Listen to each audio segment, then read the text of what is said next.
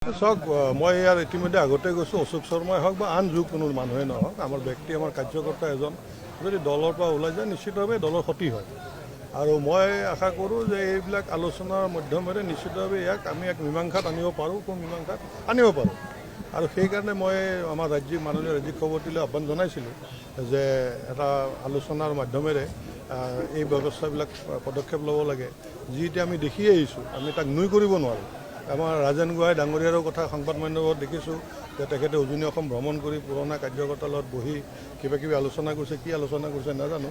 নিশ্চিতভাৱে প্ৰত্যেকটোৰে এটা আলোচনাৰে মীমাংসা কৰাৰ পথ থাকে আৰু মই একান্ত ব্যক্তিগতভাৱে এই দলৰ এজন সক্ৰিয় কাৰ্যকৰ্তা হিচাপে সুদীৰ্ঘ 3টা দশক থকা এজন কাৰ্যকৰ্তা হিচাপে এটা মই বিশ্বাস কৰোঁ যে যোনেই নহওক, নামৰ লগত কথা নাই, যোনেই নহওক ব্যক্তি এজন কাৰ্যকৰ্তা যদি দলৰ পৰা ওলাই যায় নিশ্চিতভাৱে দলৰ ক্ষতি হয় আৰু সেইটোৰ কাৰণে আমি দলৰ প্ৰত্যেকজন কাৰ্যকৰ্তাই এইটো চিন্তা কৰিব লাগে যাতে অনাগত দিনত আমাৰ ক'ৰবাত থকা খামখেয়ালি যদি আছে আৰু মানে কি চৰকাৰ যিহেতু থাকে এক্সপেক্টেশ্যন আমাৰ কাৰ্যকৰ্তা নিশ্চিতভাৱে বাঢ়ে।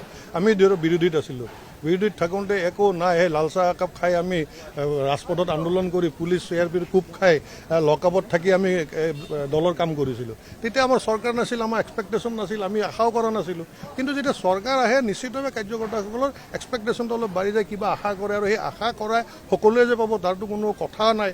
সেইখিনিৰ ক্ষেত্ৰত যি এটা গেপ হৈছে, বুজাবুজি যদি ক'ৰবাত অভাৱ হৈছে, তাৰ কাৰণে মাননীয় মুখ্যমন্ত্ৰী মহোদয় আৰু মাননীয় ৰাজ্যিক সভাপতি মহোদয় আজি আমাক সকলোকে মাতিছে ইয়াত বৰ্ধিত কাৰ্যনিৰ্বাহক সভা।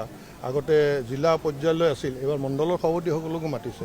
আজি দিনটোৰ ভিতৰত সেনেকুৱা ৰণকৌশল প্ৰস্তুত কৰিব আলোচনা কৰা হ'ব দিনটোৰ বাবে আৰু আশা কৰোঁ ইয়াত এটা ভাল ৰাস্তা ওলাব, পথ ওলাব, যি পথৰ জৰিয়তে আগন্তুক দিনত আমাৰ মাজত থকা খামখেয়ালি বা কাৰোবাৰ মানে অলপ খং ৰাগ সেইবিলাক যাতে ঠিক হৈ ভাল হয়।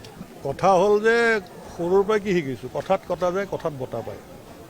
কথাৰ জৰিয়তেতো সকলো মীমাংসা হয়, কথাতে আপোনাৰ মীমাংসা হ'বলগীয়া কথা এটা আৰু বেয়ালৈ গুচি যায়।